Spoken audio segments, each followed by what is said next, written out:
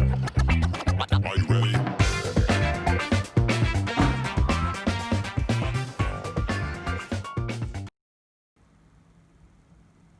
Hello everybody, welcome to part 2 of the Incal by Jodorowsky and Moebius.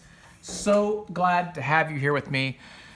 Hope you guys have been enjoying this and watch part 1. If you haven't, go watch part 1 right now. I recommend it. I think that's the way to go. Do part 1. After you've watched that, now let's do part 2, okay?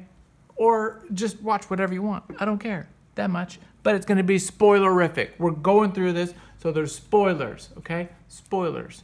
So now that I've said that, spoilers, enough, let's go through the next section. So we left off our story with John de Fool being now chased by the Meta Baron. Now, Meta Baron is a character that he's this international bounty hunter that he has his own spin-off that Jodorowsky did. So you can check that out. Maybe we'll talk about the Meta Barons. That's very good by Jimenez. Juan Jimenez did the art for that. So now we're in the second part of this story of the Incal. And John de Fool is our main character. Now, let me say something about John de Fool. John de Fool is actually... Jodorowsky used a lot of tarot, and there's a lot of philosophy in tarot and those kind of like metaphysical, spiritualist kind of ideas and philosophy in the story. John de Fool character is kind of patterned after the tarot card, the Fool. So if you know a little bit about tarot, you'll kind of know a little bit where he's going with this kind of character. We start with this Ove Tenebre, which is Latin for... Ove means egg. Tenebre is a celebration, lauds, ceremonies, rituals that were in relation to the Roman Catholic Church with the life and death of Christ. So Ove Tenebre is kind of a made-up Latin phrase, but it's basically like a celebration or the ritual of the egg, Ove's egg. And so we're going to learn a little bit about that egg, and so that's kind of like the title of this section. We start with little bird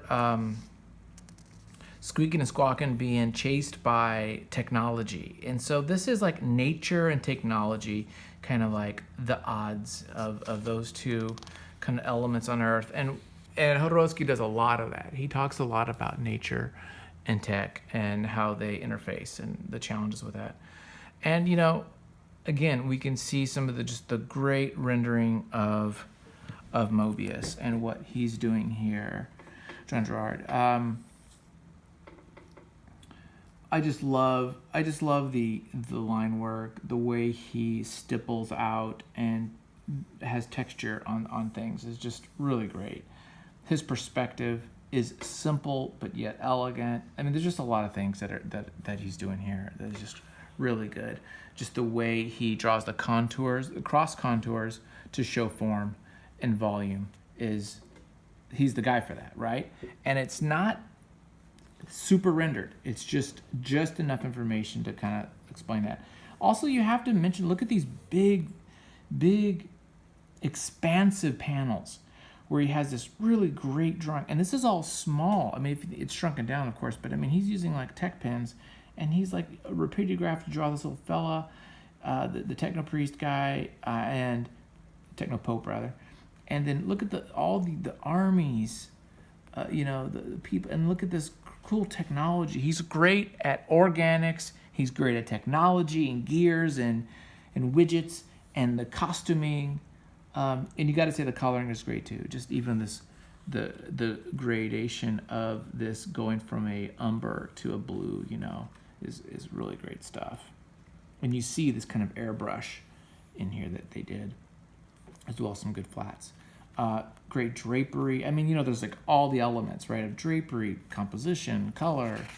This is not easy to do, by the way. Drawing this figure on this plane like that is a challenge. It's not easy to do that, and he does a great job, even from the backside. As far as story-wise goes, you know, John de Fool is being kind of sacrificed by the techno priest, the techno pope, with this like egg-like kind of crown almost kind of thing, is wants to take the Incal out of him. So they're gonna dissect him and get that out. And even at close up, just great, just enough lines and stuff to see. Again, I mentioned with the Nausicaa stuff, if we look at Nausicaa, right, if we look at Miyazaki, let me pull that out real quick. If we look at Miyazaki and Moebius, we do see sometimes some similarities in the way they're drawing. And they were friends, they knew each other, they were contemporaries. And let me just find some stuff where you see, if you look at this hatching and you see the way he's doing these line marks, it's very similar, right? Now they're not, I'm not saying one's copying the other, but there is a quality here of the, showing form with the cross contours and the way those hatches and lines, look at that right there, right? That's like Moebius stuff, what he would do. So you can look at stuff that the Miyazaki would do, and actually this came out first, I believe. And you would you can see some similarities there, which I think is kind of interesting. And this is a very European kind of style. You don't see a lot of that. Sorry, my camera. You don't see a lot of that in American comics. You'll see maybe some Joe Kubert, things like that will kind of use this style, but a lot of times this is more of a European kind of look. Look at this. This is this shadow egg, right? That is, the shadow egg turns into the spider and is going to then go out into the universe. Over Tenebre, so they're celebrating, right? It's this egg, the shadow egg. It's a cult-like worship service, and they're going to release this egg out into the universe, and part of that is to take out the Incal that is in John. The little bird, I want to say his name is Droop. I can't remember his name right now. It just left my brain. Comes through, splices through the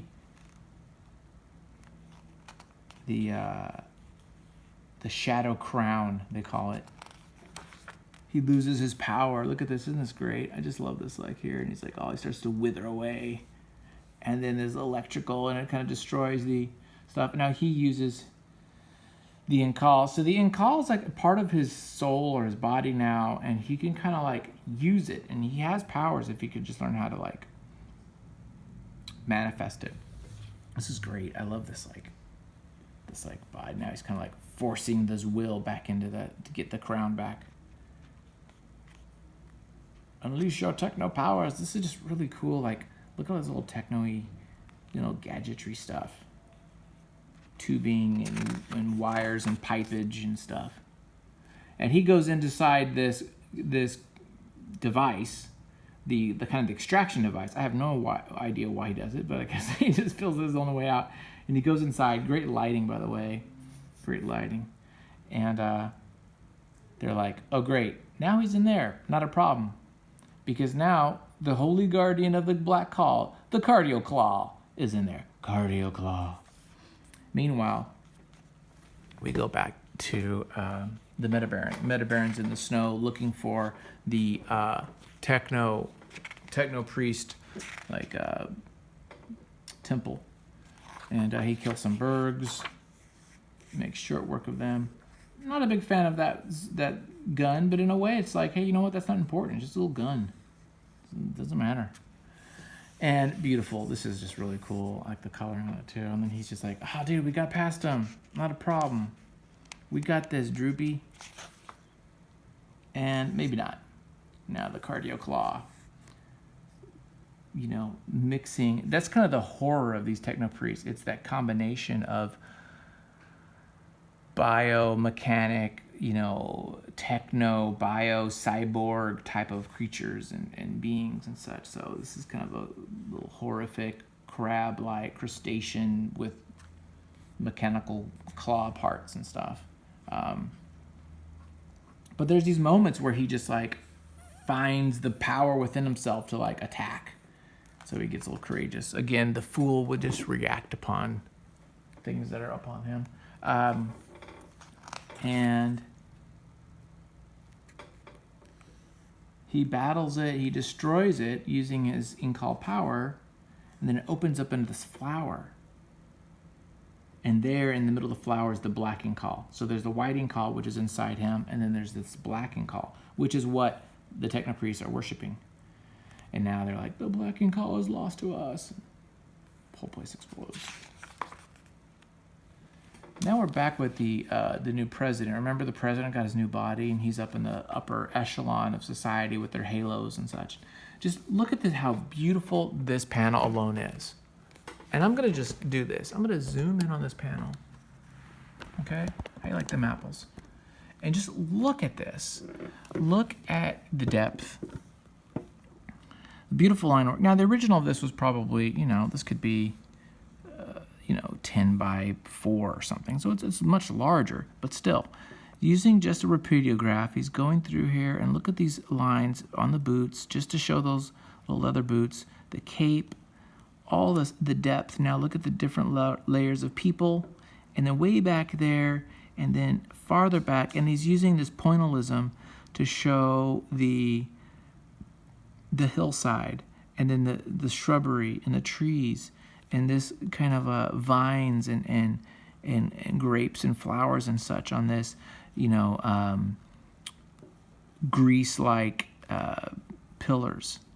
Just really beautiful stuff, and just simple and yet character building, and this is really pretty. And this is the stuff where he just pulls this out on one panel, guys, and then there's just more and more and more.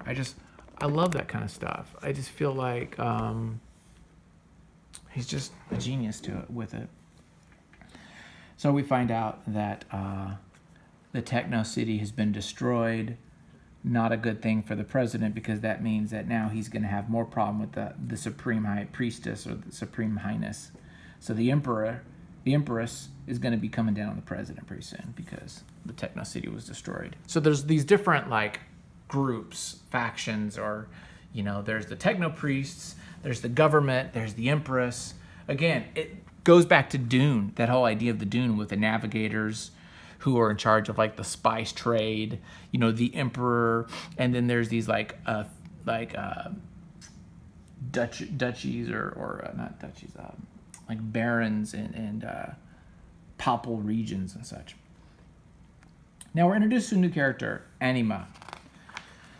And we don't know much about her. We just know that she is powerful. She's got this connection with John, and she gets the Incal from him. She gets the black Incal, I think it is. Yeah, Anima. And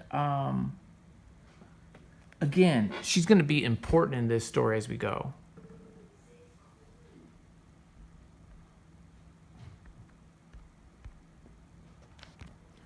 So she's the guardian of the Incal. It's actually her sister is the guardian of the black Incal, but she gets the black one now. We'll get into that later. It gets complicated, but basically he no longer has a black Incal. And look who's behind him, the Meta Baron. Interesting face he does for him. I find it quite interesting because it's very different than everything else. Yeah, look at this beautiful explosion of the class struggle. So now we go back to Dogface, and there's this issue of Dogface is him and the lower members of society are revolting, and there's this revolution against the upper echelon, right? The Halo guys. So there's this battle with the plebes, and again, Moebius just sings at this destruction and battle and everything. It's beautiful work. We have, the hunchbacks from the president, and it's a great shot there. Look at that. Just the right amount of lines to make it read so well done. And the cool grappling, these little grappling hooks coming down. Reminds me of that Terry Gilliam movie, Brazil. And this is really gross, this whole idea of going through this little portal and these bodies just kind of exploding out. Look at this. Oh, great. Now we're back here with the president. He's in this kind of like orgy-ish kind of element. And then one of the hunchback police guards, come and tell him, hey, there's an attack, what's going on? And he starts blowing up too. Of course, he's not supposed to be at this high level. So if the lower levels go up too high, it's like getting the bends, but their body just starts exploding. It's really kind of a horrific idea. Interesting idea. Every now and then you'll see Moebius will move on from using the repeated graphs to using like brush, and so he makes this really thick and brushes this out. Maybe, I don't know why, he just does. It works, of course. Look at this, just the level of detail, and not overworked, but just brilliant stuff. Just enough information, just in the clouds. It's just great. Now we get to the Empress. So we've met her before. She was the one that gave the Metabaron the task in the first place. Now that Metabaron has given him John DeFool, now we're going to see what's going to happen. She's going to, of course, get the Incal out. That's the whole goal of this, is they need this Incal.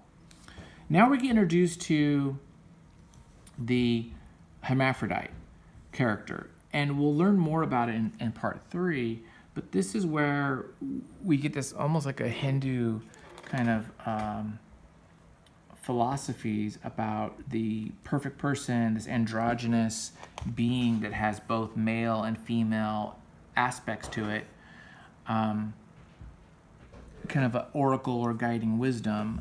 Saloon, this is the character, remember, this is the son of the Metabaron, who he was supposed to, who the Empress had as a hostage.